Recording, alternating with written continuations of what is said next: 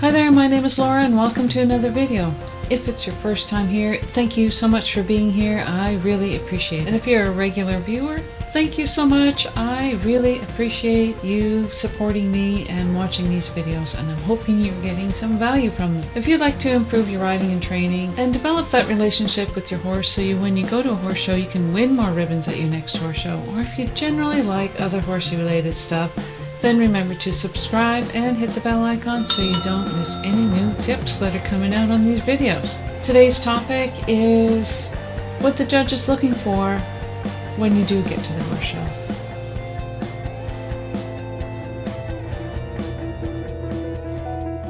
And the performance is the most important thing. You know, we have all heard that the best mover and the best jumper should win the under saddle and or the over fences class. And yeah, I agree.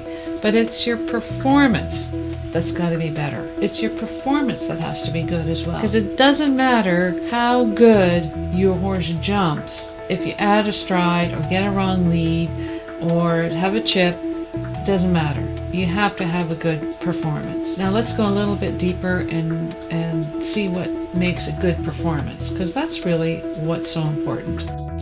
So let's get more specific about what a good performance is. I mean, let's unpack it and see what exactly a good performance is.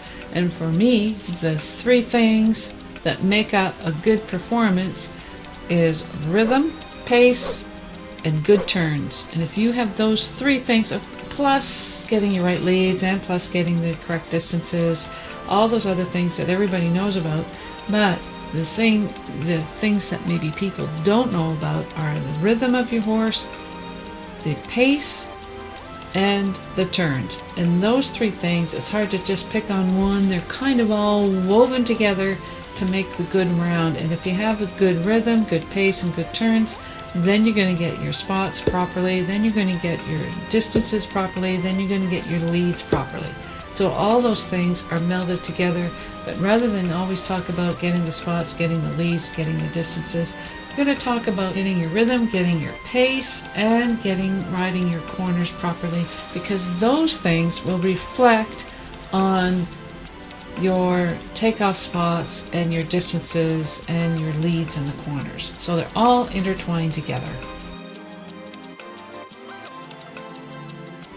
And you know, a horse with a steady, relaxed rhythm could outperform or outplace a horse with a superior jump but lacks that rhythm. So if a horse is going slow in the corners, zooming down the long side, but has a spectacular jump, may place lower than a horse that goes steady around the jumps and has an average jumping ability. So the rhythm of the horse is a reflection of how the whole ride is going, and a steady, relaxed pace throughout is ideal. Changes in rhythm detract from your overall performance. The judge wants to see a steady rhythm throughout.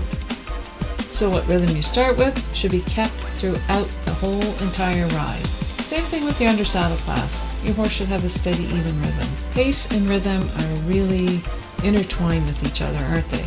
So when you start your course, start with the pace that you planned on ending with. Have the same pace at the beginning as you do at the end. This is what the purpose of that circle is for at the beginning of your round. If you do a circle at the beginning of your round, that's the whole purpose of it, is to establish your pace and have that pace at the beginning the same as the pace at the end. Here is an exercise, some homework that you can do to see if you do. Set up 2 jumps along the long side of your arena, 60 feet apart. That's about 4 strides. That's not about 4 strides, that is 4 strides, give or take, depending on your horse's stride length. Pick up your canter through the jumps, and tell me how many strides you get. This is a good test to see if you can establish your pace right from the start. Did you get them correctly? Or did you add a stride? Or did you take away the stride? Did you chip? How many strides should you get in the 60-foot line? That's the first question, right? Here's a tip. If you start under pace, which is often the case if you're riding in a novice or starting out or you don't have much experience, there's no horse, there's no pace to take away from. You're always kind of chasing the horse throughout the rest of the class. And that leads to horses chipping in, horses not jumping properly, leaving off of one leg, and also not enough energy to get the horse to balance in the corner and get your lead.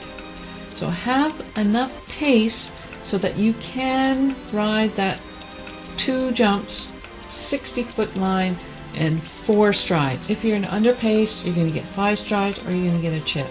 Put the jumps up 60 feet or less if you're riding a pony. So have proper pace right from the start. The third thing that really makes a difference in your performance is your turns. A lot of people don't spend a lot of time on their turns, and it shows because after you do a turn, there's going to be a jump.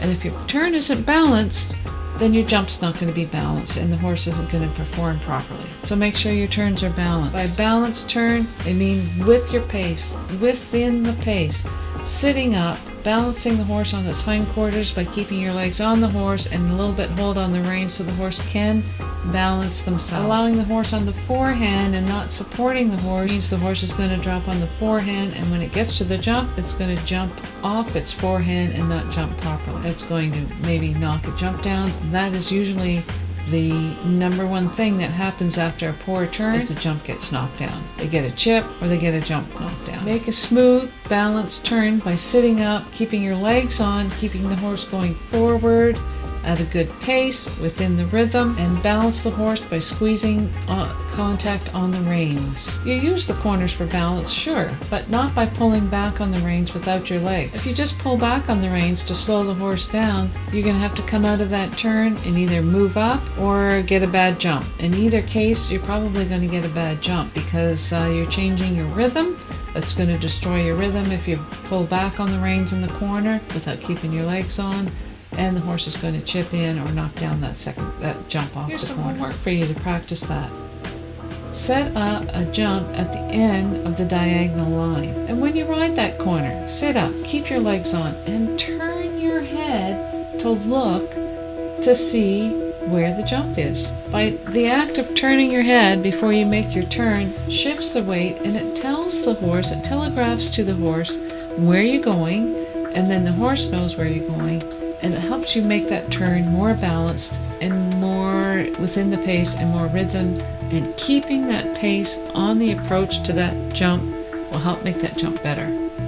This is a very good exercise to teach you, the rider, to look for your jumps, and also to help teach the horse to ride straight and balanced towards the key to a good balanced corner is to find your focal point around that turn. So if you're going on the short, if you're turning to make that long diagonal run to the single fence on the end of the diagonal, you have to turn your head and focus on something that is in the distance at the end of the line. It might be a tree, it might be a fence post, it might be somebody sitting in the bleachers that's watching you, but have a focal point, and that means someplace where you're focusing your eyes. Turn your head, look, focus on that focal point, and have the straight line be the primary focus of this exercise, and the jump is the secondary thing you have to worry about. So think first about the straight line and let the jump be secondary. I'd like to see you do these exercises. Send me an email, thistleridge@hotmail.com. Send me a picture or a short video of you doing these exercises. I'd love to see how you're looking for those jumps. thistleridge@hotmail.com. Thanks now, bye.